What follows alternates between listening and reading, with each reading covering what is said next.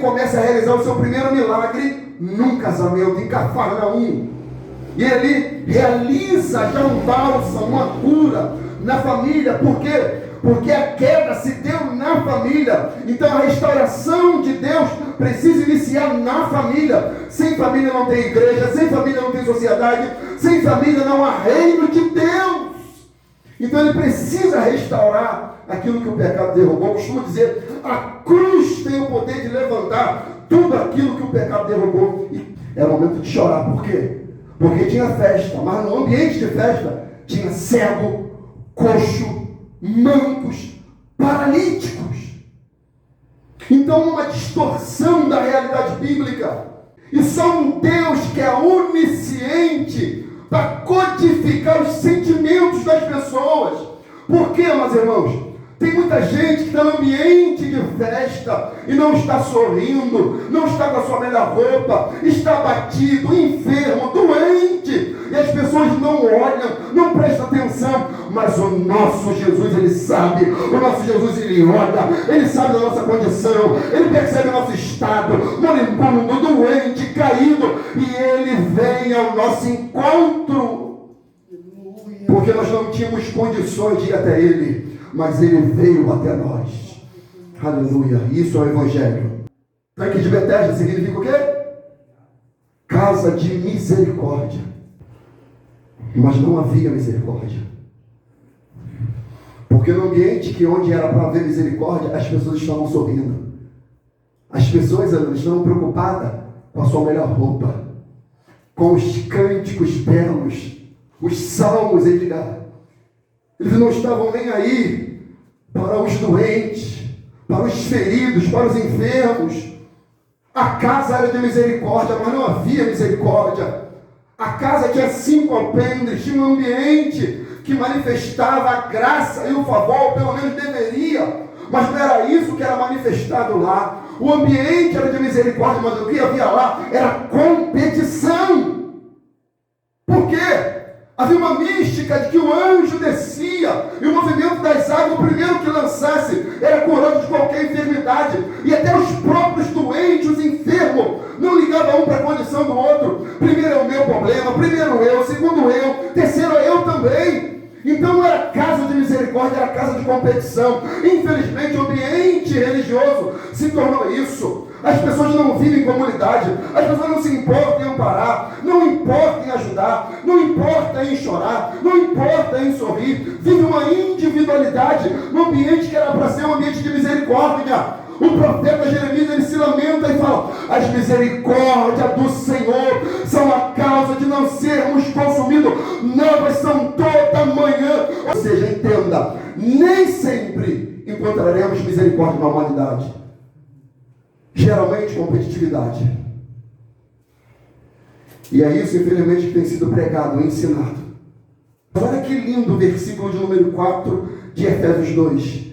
Mas Deus, que é riquíssimo em misericórdia, pelo seu muito amor com que nos amou. Ou seja, ainda que o mundo não tenha misericórdia, Deus tem. Ainda que o mundo seja pobre em misericórdia, Deus é riquíssimo em misericórdia. Jesus é o nosso Davi celestial, que teve misericórdia de Mefibosete.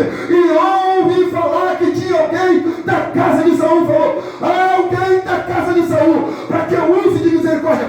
Tem Mefibosete, mas ele é coxo de ambos os pés. Aí ele fala: mandai-o chamar, porque eu vou colocar ele à minha mesa, e ele vai comer pão, vai beber vinho, ele não vai ser desprezado, eu trarei para o meu reino, oh glória. Ele é desprezado, esquecido, abandonado, rechaçado, mas no meu reino, quem se arrepende tem lugar à mesa. Nós não merecíamos, Sara, mas o rei nos mandou chamar. Bem verdade é que o rei poderia mandar matar Mefibosete, porque quando um rei se ascendia ao trono, toda a dinastia do rei anterior tinha que ser dizimada. E nós éramos da dinastia de Adão. Por causa do pecado de Adão, nós deveríamos morrer, Jefferson. Mas a misericórdia do Senhor, Vitor, que é a causa de nós não sermos consumidas, nos alcançou, nos atraiu, nos envolveu, nos comoveu, nos constrangeu, nos levou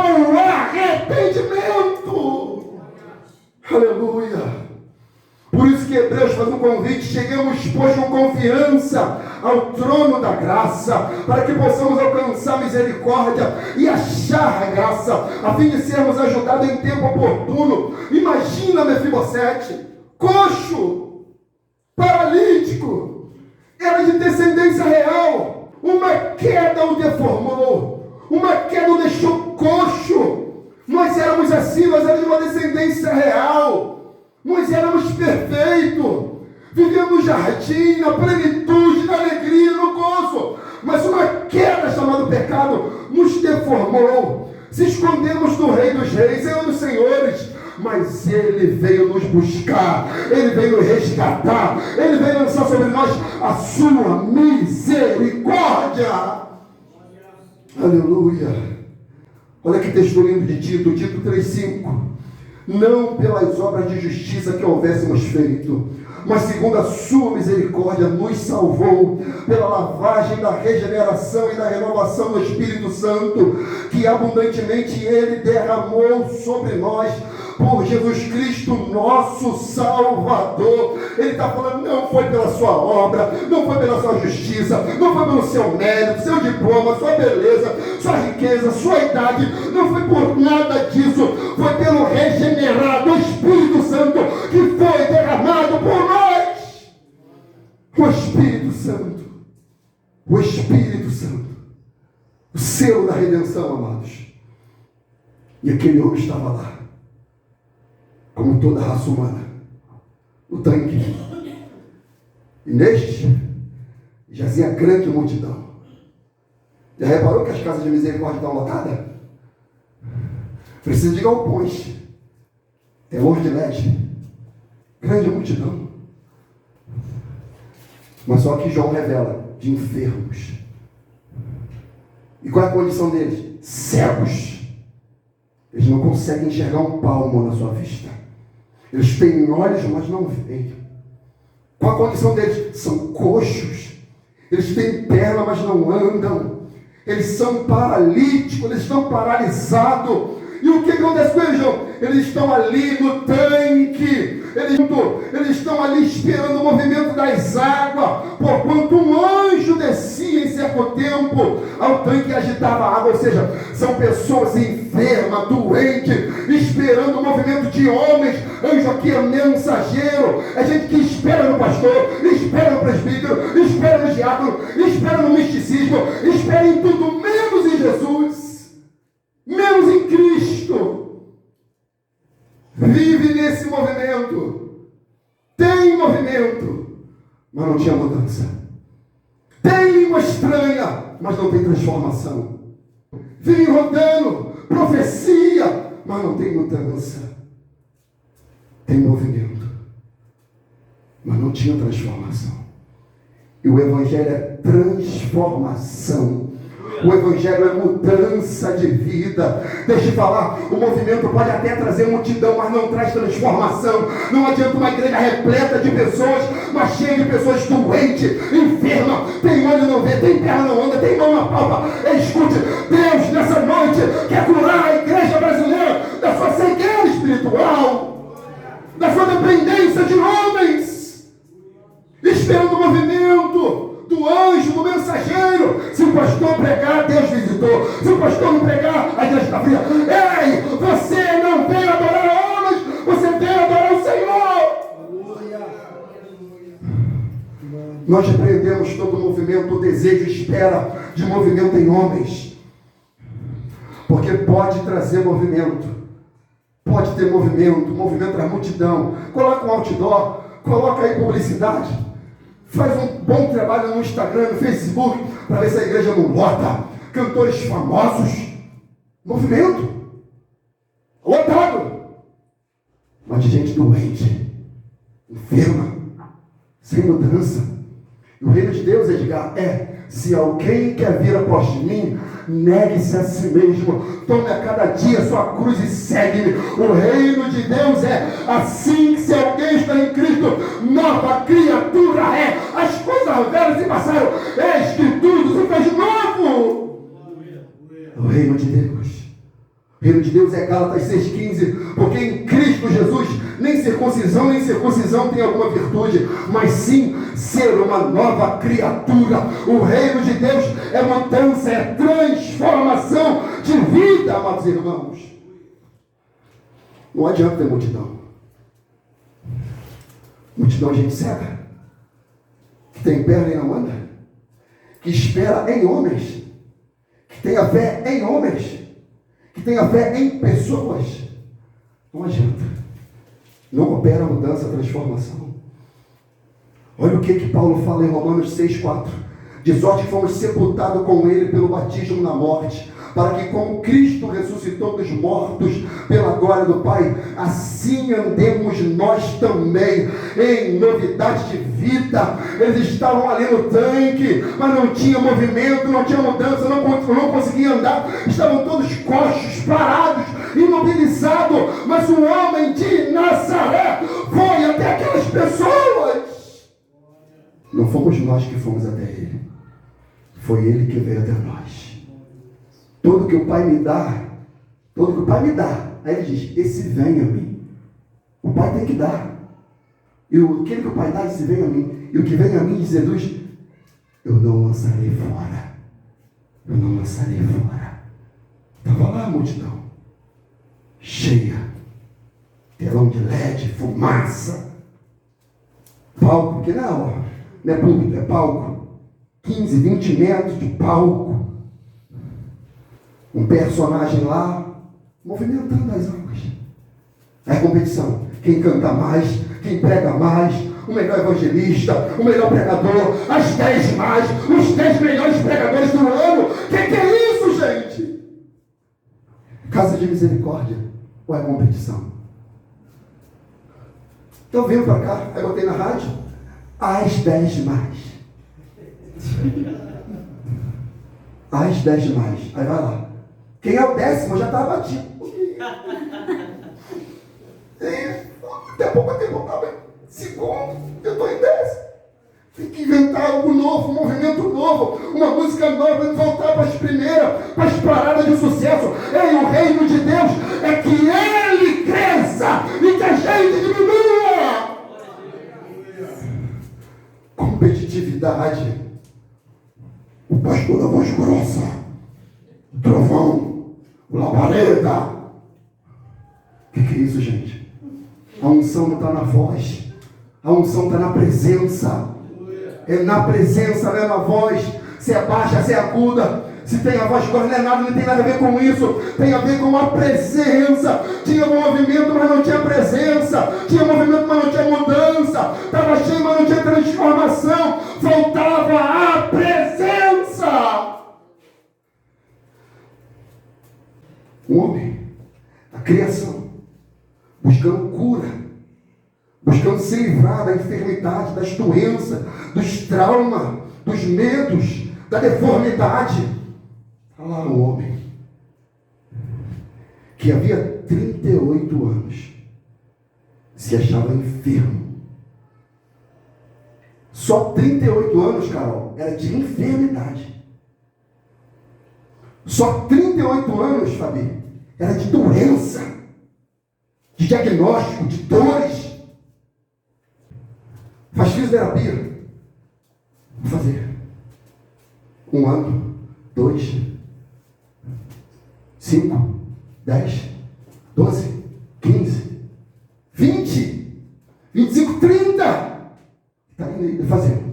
Fisioterapia, medicamento, vai em um, vai em outro, curandeiro, estamaturgo, vai em tudo, vai em todos. Mas ele está lá, no tanque de misericórdia, esperando a graça, esperando alguém se condoer-se, esperando alguém se comover do seu negrume, do seu infortúnio. Mas ninguém se comove. 38 anos ele está ali, doente. Só 38 anos de doença. A Bíblia não fala quantos anos aquele homem tem. A Bíblia não fala se ele era casado ou não. Mas uma coisa é certa. Aquele homem tinha uma vida triste, depressiva, abatida. Era um homem sujo. Porque ele se envolvia com a poeira, com a lama. Ele estava ali debaixo de sol, de chuva. Vivia por migalha. podendo comer o pão vivo que desceu do céu. E Jesus, imagina, 38 anos. E Jesus. Tem uma passagem, se não me engano, de Lucas, que Jesus vai ao templo. E a Bíblia relata quantos anos Jesus tinha. 12 anos de idade. Certamente, para passar por bar mitzvah. E ele está lá. E esse homem já estava lá, sabe quanto tempo? 17 anos quando Jesus vai lá.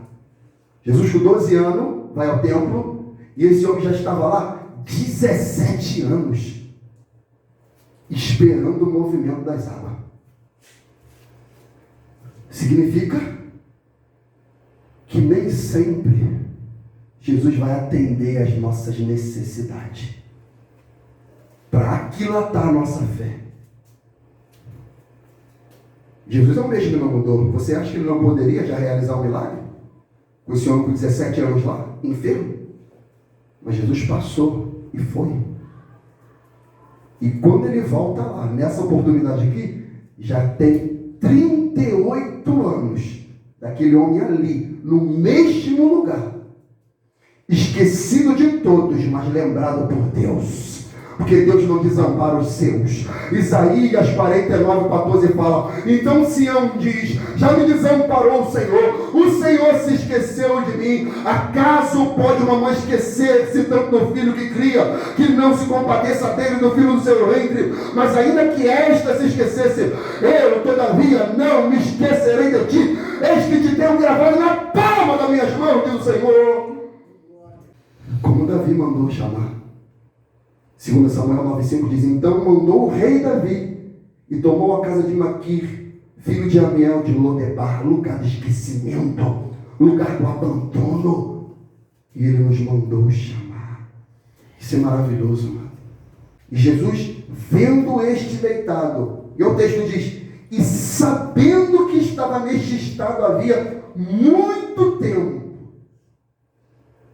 Jesus olhou, Jesus viu, Jesus contemplou, Jesus foi na alma daquele homem, Jesus foi nos documentos da alma daquele homem e buscou. Esse homem está aqui 1 ano, 2, 3, 4, 5, 10, 15, 20, 38 anos. Esse homem está aqui, ele está aqui há muito tempo, ou seja, os olhos do Senhor então estão em todo lugar, contemplando maus e bom. Ele está vendo, ele viu quem foi para a festa, ele viu quem passou pelos enfermos, ele viu os enfermos, ele sabia quem estava mais tempo, menos tempo, e ele olhou aquele homem, viu aquele homem, viu. Quer edificação? Quer edificação? Que Jesus? Aí imagina os outros que estão ao redor. Não, o anjo, o tanque. Estão preocupados com o anjo, estão preocupados com o tanque. A fonte subiu até vocês, está aqui. Quer edificação? O enfermo respondeu-lhe: Senhor, não tem o quê? Não tem o quê? A esperança dele estava em quem? Homem. Não tem homem algum que quando a água é agitada me coloque no tanque. Mas enquanto eu vou, desce outro antes de mim. Então ele fala: Senhor, eu quero ir, mas quando eu vou, vai outro antes de mim, e não tem homem algum, não tem um ser humano dócil, amável. E quando eu vou, peraí, ele precisa de um homem? Ou há possibilidade para ele se lançar no tanque? Porque, amado, ele chegou lá de alguma maneira, sim ou não? Sim. Ele não caiu de paraquedas ali. Das duas, uma, ou alguém levou ou ele se arrastou até lá. Porque ele está paralítico 38 anos. Ou alguém levou, ou ele foi se arrastando até lá. Então é o tipo de pessoas também que vive no coitadismo, que vive dependência humana de pessoas. Meu pastor nunca veio na minha casa, nunca me visitou, nunca tomou uma xícara de café comigo, meu Deus. Irmão, estou há acho que 10 anos nessa igreja, o pastor Elvis nunca foi na minha casa. Nunca foi. Quando eu saí do outro ministério, o pastor não foi me procurar até hoje. Diácono nenhum foi atrás de mim. Pergunta minha esposa. Por quê? Ai, meu Deus. Não, a igreja vai. A minha dependência não estava em homem. A minha fé não estava apoiada em homens. Isso é importante? É importante. Faz parte. Mas não é o fundamento. O fundamento é Cristo. É Cristo. É Cristo. É Cristo. Se alimentar do que emana do altar e da palavra, da minha vida com Deus. Eu sempre falo isso e prezo e falo isso para todo pregador. Não leia nunca a Bíblia para você pregar. Leia a Bíblia para você se santificar. Quem lê a Bíblia para pregar não se santifica. Porque está mais preocupado com a performance do que ter vida com Deus. Ponto e vírgula. Mas, enquanto eu vou, como é que ele vai se não tem homem algum? Ele tinha alguma possibilidade. Ele tinha alguma energia. Ele tinha alguma fibra. Mas ele se acomodava na esperança humana. Mas enquanto eu vou, desce outro antes de mim. Aí ele ficava lá naquela. 1 ano, 2, 3, 15, 20. Está lá, esperando alguém. Porque tem vezes que o céu quer, mas a gente não quer. Porque quando Jesus pergunta para ele, Jesus está falando assim, eu quero, tu quer? E não é verbalização não, gente. É movimento. É ação.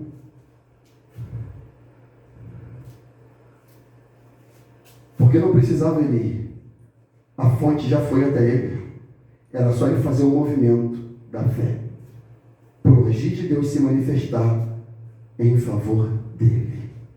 E curar ele de toda a enfermidade. Já estou terminando. Ah, tá.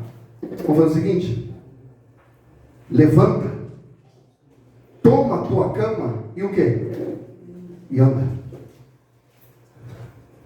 Irmão, Jesus só falou. O texto não fala se Jesus tocou na coluna dele. Não.